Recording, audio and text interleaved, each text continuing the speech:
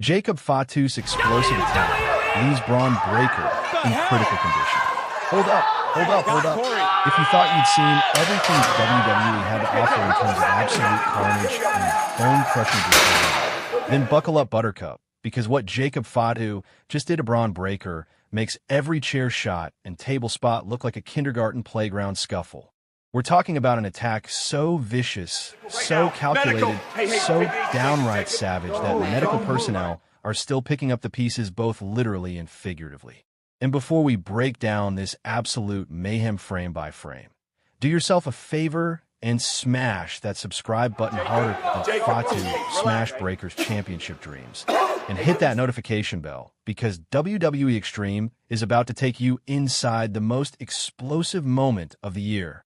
Let me set the stage for you, because context is everything when we're discussing what might just be a career-altering beatdown. Jacob Fatu, the Samoan werewolf himself, the man who moves like a cruiserweight but hits like a freight train carrying nothing but bad intentions and unresolved anger issues, has been tearing through the WWE roster like a tornado through a trailer park. We are talking about a legitimate wrecking ball wrapped in tattoos and tribal heritage. Someone who makes the word intensity feel inadequate and insufficient. This is not your typical big man who plods around the ring looking intimidating.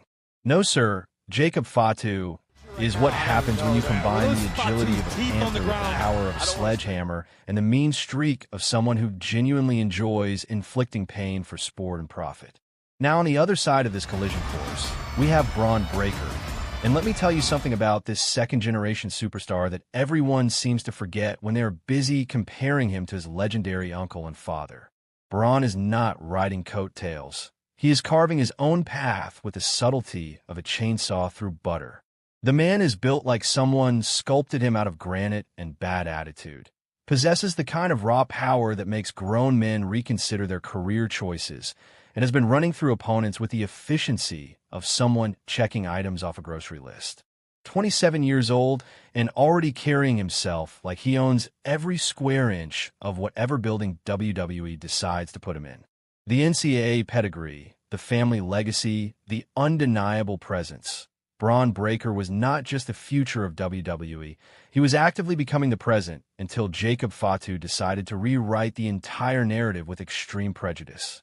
So what exactly went down that has the entire wrestling world collectively gasping and reaching for their inhaler? Picture this scenario, if you will. Monday Night Raw is humming along.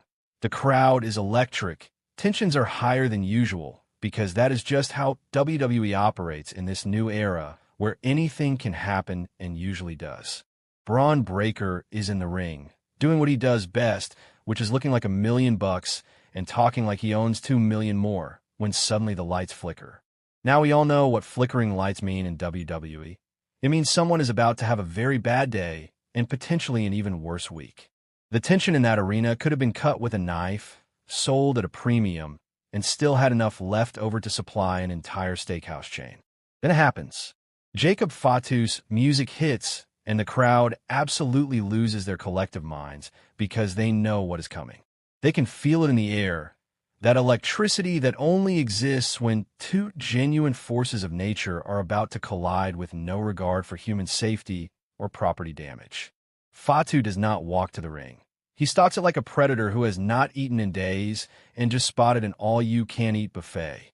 The look in his eyes is not the scripted intensity that some performers try to manufacture. This is genuine, unfiltered bad intentions brewing behind those eyes.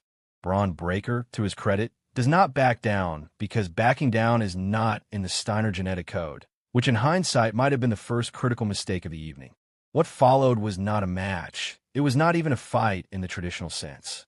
What we witnessed was a systematic dismantling, a masterclass in controlled violence, an exhibition of what happens when skill meets malice, and they decide to throw a party at someone else's expense.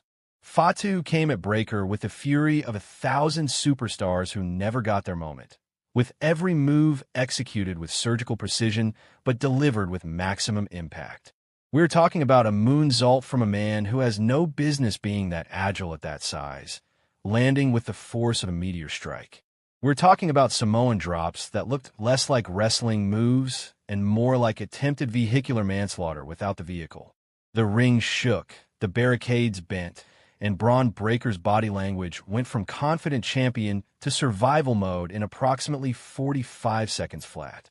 But here is where things escalated from bad to absolutely catastrophic, because Jacob Fatu was not content with just winning or making a statement. No, this man wanted to send a message written in bruises and sealed with medical evaluations. After hitting his signature offense, after the referees tried to intervene like mosquitoes, try and stop a bear, after every reasonable person in that building knew the point had been made, Fatu went off script in the most terrifying way possible. He dragged Breaker's unconscious body to the corner, climbed to the top rope with the grace of someone half his size, and delivered not one, but two consecutive diving headbutts directly to Breaker's sternum and skull. The sound echoed through the arena like a gunshot, and the collective gasp from the audience was so loud it probably registered on nearby seismographs. Medical personnel rushed the ring faster than you can say liability lawsuit, and the look on their faces told the entire story before any official statements were released. This was not selling. This was not working the crowd for drama. This was genuine concern etched on the faces of people who have seen it all and were now seeing something that made them uncomfortable. Bron Breaker was not moving. And I mean not moving in that way that makes your stomach drop, because you realize you're watching something that transcended entertainment and entered the realm of legitimate emergency. The stretcher came out, the neck brace was applied with extreme caution, and as they wheeled Breaker out of that arena, you could hear a pin drop in a building that holds 15,000 screaming fans. Now let us talk about the aftermath, because the fallout from this attack is still raining down like confetti at a very violent parade. WWE officials immediately went into damage control mode, which is corporate speak for, holy crap, what just happened and how do we spin this? The wrestling business has always thrived on that fine line between entertainment and genuine danger, between choreographed storytelling and moments that feel too real to be comfortable. What Jacob Fatu did to Bron Breaker planted itself firmly on that line and possibly crossed it, depending on who you ask and how squeamish they are about their violence. But this is what creates legends. This is what builds careers. And this is absolutely what keeps millions of people coming back week after week wondering what insanity will unfold next. Thanks for watching WWE Extreme, where we break down the moments that break superstars.